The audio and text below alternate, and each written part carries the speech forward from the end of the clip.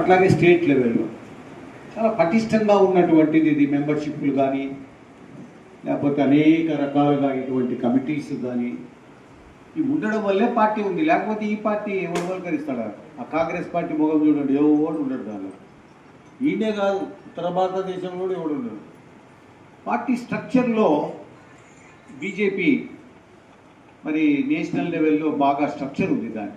అట్లాగే మన స్టేట్లో స్ట్రక్చర్ ఉంది.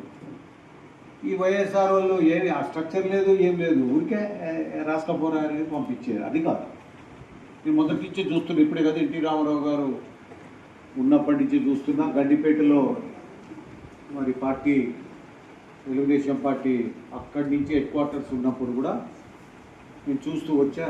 చాలా పర్టికులర్గా ఉంటారు ఈ పార్టీలో ఈ యొక్క స్ట్రక్చర్ విషయంలో. దీంట్లో మరి